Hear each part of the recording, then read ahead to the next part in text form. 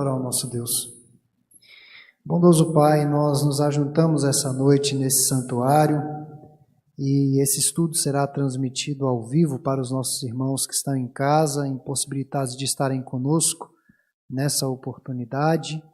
E pedimos, ó Deus, a iluminação do Teu Santo Espírito em nossas mentes e corações, a fim de que compreendamos e tenhamos condições de viver plenamente a palavra do Senhor para as nossas vidas. É o que nós te pedimos em Cristo Jesus. Amém. Podem sentar-se, irmãos. Vamos abrir a palavra do Senhor, Epístola de Paulo aos Romanos, no capítulo 3º, finalizando o capítulo 3º, aí a partir do verso 25 até o verso 31. Romanos 3, a partir do verso 25, nos diz assim: a quem Deus propôs no seu sangue como propiciação, os irmãos podem até destacar essa palavra propiciação, mediante a fé, para manifestar a sua justiça, por ter Deus, na sua tolerância, deixado impunes os pecados anteriormente cometidos, tendo em vista a manifestação da sua justiça no tempo presente, para ele mesmo ser justo e o justificador daquele que tem fé em Jesus. Onde, pois, a jactância foi de todo excluída? Por que lei? Das obras? Não. Pelo contrário, pela lei da fé. Concluímos, pois, que o homem é justificado pela fé, independentemente das obras da lei. É porventura Deus somente dos judeus? Não é também dos gentios? Sim, também dos gentios. Visto que Deus é um só, o qual justificará por fé o circunciso e mediante a fé o incircunciso. Anulamos, pois, a lei pela fé? Não, de maneira nenhuma. Antes, confirmamos a lei. Nós temos tratado sobre esse tema tão vital e importante para a igreja, que é a justificação mediante a fé. Pelo menos nos 3 últimos estudos que ministrei, esse é o 4º, encerrando esse ciclo sobre a justificação pela fé, nós vimos a importância desse assunto para as nossas vidas. E nessa noite eu quero tratar sobre o espírito da propiciação. O que é que está por detrás da propiciação? Deus e a sua graça é a fonte da nossa justificação, o fundamento dela é Cristo e a sua cruz. Como um Deus justo pode declarar justo o injusto, sem comprometer a sua própria justiça, nem condescender com a injustiça do injusto? Essa é uma pergunta fundamental. Como que Deus pode declarar justo o injusto, se compadecer desse injusto sem comprometer a sua justiça? A resposta a essa indagação é a cruz de Cristo. A cruz responde plenamente isso. Sem a cruz, a justificação do injusto seria injusta, seria imoral e seria absolutamente impossível. A única razão pela qual Deus justifica o ímpio é que Cristo morreu pelos ímpios. Paulo vai falar sobre isso no verso 6 do capítulo 5. O importante é observar que justificação não é o mesmo que santificação. Quando eu estou falando de justificação, não é a mesma coisa que santificação, porque a justificação é um ato, a santificação é um processo que se desenrola por toda a vida. Enquanto que a justificação é uma questão de imputação, de acreditar na conta imediatamente, a santificação é uma questão de transformação. É uma vida sendo transformada paulatinamente, dia a dia. Então, o primeiro tópico que eu quero tratar aqui está bem concentrado aí no verso 25, especialmente essa palavrinha propiciação. Cristo é a propiciação. O que significa isso? Propiciação literalmente significa o assento de misericórdia. E a propiciação nada mais era do que a tampa da Arca da Aliança. E essa Arca da Aliança ficava atrás do véu, escondida atrás do véu do Santo dos Santos. Propiciatório é aquela tampa da Arca da Aliança onde ficavam os 2 querubins. Eram dois querubins, um de frente para o outro, com as asas assim, e a plataforma deles era uma tampa. Aquilo ali se chama propiciação. E dentro daquela arca havia as tábuas com os 10 mandamentos. O que era mais importante não era a arca, mas o que estava dentro da arca. Propiciação significa, sobretudo, o ato de aplacar a ira divina ou tornar Deus propício. Quando pensamos em propiciação, a ideia de ira e desprazer de Deus, e o propósito da propiciação é a remoção desse desprazer de Deus. Cristo propiciou a ira de Deus. Foi Deus quem providenciou a sua propiciação. John Murray, que foi um teólogo muito importante do século passado, ele definiu propiciação da seguinte maneira: a propiciação não é uma conversão da ira de Deus em amor. A propiciação da ira divina efetuada na obra expiatória de Cristo é a provisão do eterno e imutável amor de Deus, para que por meio da propiciação da sua própria ira, o amor pudesse realizar seus propósitos de uma maneira que fosse consoante com e para a glória dos ditames da sua santidade. Ou seja, a propiciação nada mais é do que atender os propósitos santos de Deus. Não é uma substituição da ira pelo amor. E nós vimos na semana passada que na cruz nós temos o encontro, como que se fosse um beijo da ira e do amor de Deus. Está tudo lá na cruz, naquele ato propiciatório de Cristo. Nas culturas pagãs, os sacrifícios eram instrumentos para exercer influência sobre uma determinada divindade impiedosa. A autopunição tinha como objetivo, de alguma maneira, comover a divindade ou fazê-la mudar de opinião. A propiciação de Deus vai na contramão. É Ele mesmo quem providencia o sacrifício. Quando Abraão vai imolar seu filho no Monte Moriá, Deus o manda imolar Isaac. Isaac não era uma criança, segundo os melhores estudiosos, Isaac já era um rapaz, provavelmente até com mais de 20 anos. A gente tem a ideia de um Isaac, uma criancinha, né, ali sendo conduzida por Abraão para o sacrifício. Ele já era um adulto. E veja que ele já tinha tanto conhecimento que ele percebe que Abraão está montando ali o local do holocausto, preparando tudo, colocando a lenha da maneira que ela deveria ser colocada, e ele pergunta para Abraão: pai, onde é que está o sacrifício? Eu estou vendo que aqui tem a lenha, está tudo preparado, mas cadê o sacrifício? E o que Abraão diz para ele? Deus proverá. Além de ser um ato de fé, também para não ter uma briga ali, ou algo dessa natureza. E Deus proveu. Quando Abraão estava para desferir um golpe fatal em seu filho, Deus brada dos céus, Abraão cessa aquele ato, e o que aparece entre os arbustos? Um cordeiro para o sacrifício. Abraão não proveu. Quem proveu foi Deus. O mesmo ocorre quando João Batista vê Jesus já se revelando no seu ministério público e diz: eis o Cordeiro de Deus que tira o pecado do mundo. Então, a propiciação de Deus vai na contramão.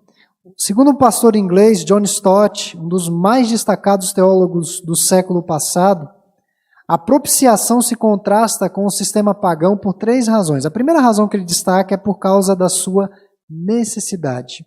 Os deuses pagãos precisam ser propiciados porque são simplesmente caprichosos, mal-humorados e sujeitos a acessos de ira. Basta você ler um pouco sobre mitologia grega. Você vai perceber que os deuses são extremamente mimados, caprichosos, eles querem as coisas do jeito deles, eles são traiçoeiros, extremamente traiçoeiros. Quem já leu um pouco de mitologia grega percebe que eles davam uma bênção, mas sempre tinha a chamada pegadinha naquela bênção. Deuses caprichosos. A ira de Deus, porém, é santa e está voltada contra o mal. A ira de Deus, portanto, não significa que Deus está descontrolado emocionalmente, como muitas vezes nós ficamos com algumas situações que nos aborrecem, situações de injustiça. E há pessoas com acessos de raiva que fazem coisas irracionais, têm atitudes irracionais. A ira de Deus não é um descontrole emocional, mas uma santa repulsa contra o pecado. Então a necessidade aqui é de satisfazer a santidade dele, o que é correto. John Stott também fala que a propiciação de Deus é diferente por causa do seu autor. No paganismo, é o homem quem propicia os deuses e tentam, de alguma maneira, aplacar a sua ira. No cristianismo, nós não temos condições de afastar a ira de Deus de nós. Então, o próprio Deus envia o seu Filho para morrer em nosso lugar e ser propiciação pelos nossos pecados. Não existe nenhuma religião do mundo que isso aconteça. Somente no cristianismo. Uma outra razão da propiciação de Deus contrastar com o paganismo é por causa da sua natureza. No paganismo, o homem tenta agradar os deuses iracundos com as suas oferendas, com os seus sacrifícios, mas no cristianismo, Deus mesmo deu seu próprio Filho para morrer em nosso lugar. O sangue de Cristo derramado na cruz cobriu os nossos pecados e aplacou a justa ira de Deus.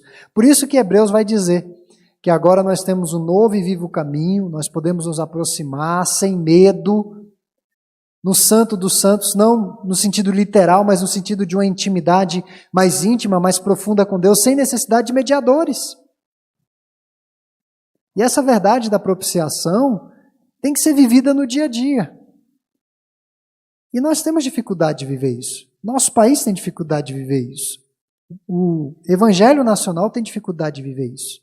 Porque há certos cristãos super ungidos, super poderosos. Cristãos que oram e a pessoa é curada. Cristãos que oram e a situação muda. O que é isso, irmãos? É um entendimento falho do que é a propiciação, do que a propiciação ocasiona na vida do cristão. Nós não precisamos de mediadores. Precisamos que os irmãos orem por nós. Isso é uma verdade. Na jornada cristã, nós oramos pelos irmãos, mas nós não precisamos de um super poderoso crente para orar e interceder por nós. Eu nunca me esqueci.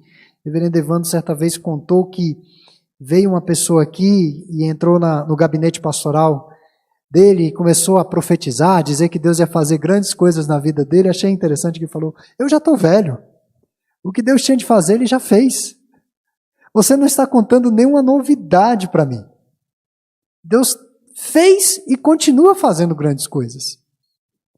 Então, criou-se essa cultura no nosso país de depender muito do ungido do Senhor, de depender muito do profeta, de depender muito do irmão ou da irmã de oração. Não. Nós temos acesso direto a Deus, por causa da propiciação de Cristo. Um outro tópico que eu quero destacar é a demonstração pública. A demonstração pública do amor de Deus. Nós não podemos deixar de destacar isso daqui. Paulo fala aí ainda no verso 25, para manifestar a sua justiça, por ter Deus na sua tolerância deixado impunes os pecados anteriormente cometidos. A palavra grega para demonstração fala sobre a revelação pública da cruz, anunciando a redenção do homem. Ele foi exposto publicamente à vergonha. A cruz está evidente na história, dividindo toda a história, entre antes e depois de Cristo. Essa demonstração tem como alvo evidenciar que Deus é justo e justificador daqueles que têm fé em Cristo. Deus pacientemente, não é que Deus deixou passar batido. Nós precisamos entender esse versículo aqui. Não é que Deus fez uma vista grossa. Deus pacientemente ignorou os pecados da humanidade por muito tempo. Mas Deus puniu esses pecados publicamente na cruz do seu Filho. Dos que foram redimidos, Deus puniu os pecados deles na cruz. Essa paciência, entretanto, era apenas uma suspensão e não a revogação da punição que era devida. Isso aqui é muito importante, irmãos, nós compreendermos. O vencimento da dívida foi meramente adiado. Você tem um boleto, ele venceu. Você vai recalcular aquele boleto. Vão vir os juros, vai ter uma nova data de vencimento, mas você vai ter que saldar aquela dívida. Foi isso que Deus fez. Deus apenas postergou até a cruz, mas na cruz os pecados foram punidos. As acusações não foram canceladas. Inclusive nós, crentes, passaremos por um tribunal. A grande diferença é que toda a nossa dívida, nós estávamos com saldo negativo, e é isso que Paulo tenta falar no capítulo 3º. Cristo vem e deposita na nossa conta e saímos do vermelho e vamos para o azul. Fica tudo azul. Mas os nossos pecados estarão no juízo final, só que serão punidos em Cristo. Cristo Jesus. E conforme o influente pregador inglês do século passado, que era médico, doutor reverendo Martin Lloyd-Jones, no Antigo Testamento não havia provisão para tratar os pecados no sentido radical, permanente. Era um meio, por assim dizer, de passar por eles, cobrindo-os durante aquele tempo. Aqueles sacrifícios concediam apenas uma pureza cerimonial, habilitavam o povo a continuar diante de Deus, orando e tendo as suas orações recebidas. Não havia um sacrifício que pudesse efetiva e verdadeiramente remover a culpa do pecado. O máximo que aqueles sacrifícios tiveram de efeito foi justamente apontar para o sacrifício que aconteceria na cruz. Todos eles são sombras, é o que o autor aos Hebreus vai dizer, que são sombras de algo muito maior. O sacrifício que poderia purificar a consciência de obras mortas e reconciliar verdadeiramente o homem com Deus é Cristo. Foi o de Cristo. A redenção realizada por ele tem eficácia tanto retrospectiva como prospectiva. Quando o Filho de Deus sofreu e morreu, expiou os pecados de todos os que o aceitaram ou iriam aceitá-lo, entregar suas vidas a ele, por meio de uma fé viva. Então, os crentes que viveram antes de Cristo não foram perdoados por causa daqueles sacrifícios transitórios que ofereceram. Eles foram perdoados porque eles olharam para Jesus, porque eles olharam para a esperança. Foi a fé em Cristo que salvou todos eles, de Adão até Malaquias. Foi a fé em Jesus. Ninguém é salvo por obras. Então, é exatamente essa mesma fé que continua salvando em nossos dias. E o reverendo Hernandes Dias Lopes, que é um reputado e conhecido pastor presbiteriano nacional, sem dúvida alguma um dos maiores pregadores da nossa igreja, se não o maior deles, no sentido de conhecimento, de repercussão, o reverendo Hernandes disse o seguinte, que a cruz, portanto, é a grande trombeta de Deus anunciando ao mundo que odeia o pecado. Deus anunciando ao mundo que odeia o pecado, mas ama incompreensivelmente o pecador. Na cruz, a justiça e o amor de Deus se beijaram. Na cruz, Deus redimiu o seu povo, aplacou a sua ira e demonstrou publicamente a fé nisso tudo. Percebam em verso 22, ele fala, mediante a fé. Verso 25, mediante a fé. Verso 26, daquele que tem fé. Verso 28, justificados pela fé. E daí por diante, ele sempre vai usar essas expressões relacionadas à fé. A fonte da justificação é Deus. Incompreensível, inexplicável.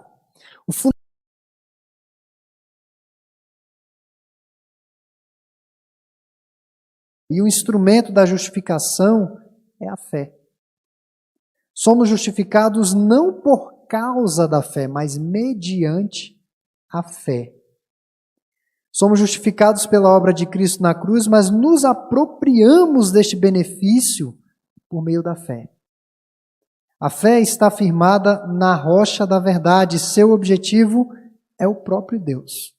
A fé tem como objetivo Deus. O que contrasta um pouco com a ideia de fé que temos hoje. É acreditar que algo vai acontecer. A fé que é pregada no evangelicalismo popular hoje é uma fé no sentido de pensamento positivo. Está mais para isso. O objeto dessa fé que Paulo está falando aqui é Deus. Deus, ela aponta para Deus. A única fundamentação da fé é receber o que a graça oferece. E aí eu quero que os irmãos guardem essa ilustração que eu vou dizer aqui, que fique vívido em todas as nossas mentes durante a nossa jornada cristã. O ato de fé é como um mendigo que estende as mãos para receber. Isso é fé. Ele apenas estende as suas mãos para receber alguma coisa. Mendigar, porém, não constitui obra, não constitui mérito ou direito. A fé olha para o que Deus faz. As boas obras têm a ver com o que nós somos e fazemos. E o valor da fé não está nela mesma, mas em Cristo. De modo que, às vezes, você pode dar até uma esmola para o mendigo e o mendigo reclamar. É só isso! Mas ele não tem nenhum direito de reclamar. Ele está ali num ato de mendicância. Está apenas pedindo.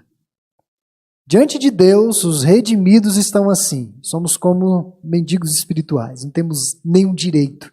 Nós apenas estendemos as nossas mãos e recebemos por graça. Não temos como reclamar de absolutamente nada na nossa jornada cristã. Isso é fé. Isso é a fé que Paulo está falando aqui. E eu quero finalizar com a diatribe paulina da justificação, fechando a sessão.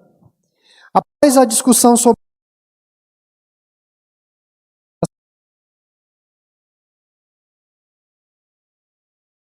aqui, a diatribe era um recurso que eles utilizavam naqueles dias de questionamentos e respostas. Apresentava-se um argumento forte e daí quem estava tecendo aqueles argumentos pensava: o que os meus interlocutores irão questionar?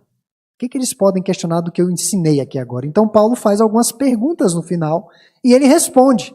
Isso é o chamado método de diatribe. Então ele trata de possíveis objeções ao seu ensinamento. Ele pergunta aí, verso 27, onde está a vanglória? Os judeus se vangloriavam na lei e na circuncisão, julgavam-se melhores do que os outros homens, mas a justificação é recebida mediante a fé. Onde está a vanglória pessoal nisso, em estender as mãos? Onde está a vanglória? Não tem vanglória alguma, não existe provisão para o orgulho na salvação. Não tem como, no contexto de salvação, o cristão ser orgulhoso. Isso vai se estendendo para toda a nossa vida. Se na salvação é assim, toda a nossa vida. Aí Paulo vai fazer uma outra pergunta, verso 29. Onde está a exclusividade dos judeus? Versos 29 e 30. Os judeus tinham uma relação especial com Deus, era o povo da aliança, o povo do pacto. Porém, os seus privilégios não visavam a exclusão dos gentios em nenhum momento. Deus não chamou o seu povo para constituir uma classe elitista e discriminatória. E é desse jeito hoje. Nós somos o povo lavado e redimido no sangue do Cordeiro, mas na igreja há lugar para novas pessoas chegarem. Somos o povo da aliança, mas a igreja deve estar aberta a receber. E já perceberam que às vezes é difícil a gente receber pessoas diferentes, ainda mais quando você tem uma certa suspeita daquela pessoa. Fica com o pé atrás. Você recebe aquele membro, mas com o pé atrás. Não.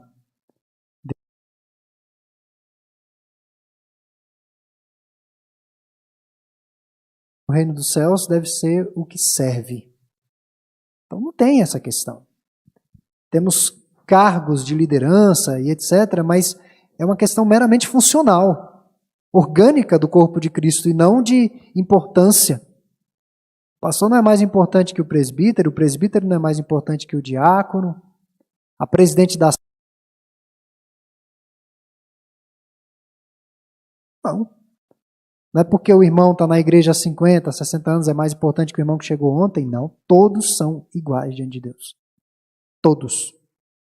Por isso que não faz sentido ter discriminação ou coisas dessa natureza. Então Paulo está dizendo que onde está a exclusividade dos judeus? Não existe isso. Deus em nenhum momento pensou em retirar os gentios do pacto e da aliança. E por fim ele termina. Onde está a contradição, a lei? Onde está a contradição entre A lei e a fé não são opostas. Uma não anula a outra. A lei cumpriu a sua finalidade. A lei tinha uma finalidade: preparar o caminho para a fé. A função da fé é demonstrar, a função da lei é demonstrar a malignidade do pecado e encerrar os pecadores na prisão para que Cristo os liberte. Essa é a função da lei. Demonstrar que nós estamos absolutamente perdidos sem Cristo. E a fé justifica aqueles a quem a lei condena. Então não tem oposição, não tem.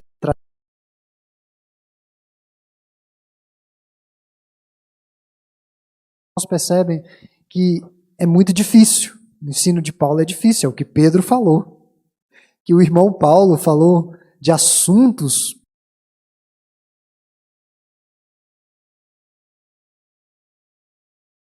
ficou confuso. Talvez ele tenha lido Romanos. Romanos é uma epístola difícil de ser trabalhada, de ser compreendida, mas nós vamos caminhando vagarosamente e Deus vai nos dando graça aí para compreendermos a sua palavra. Então, o que nós podemos extrair de ensinamento para as nossas vidas essa noite é que louvado seja Deus por sua graça, louvado seja Deus pelo dom da fé, louvado seja Deus que não depende de nós, não depende de quem quer, não depende de quem corre, mas depende unicamente de Deus exercer a sua misericórdia.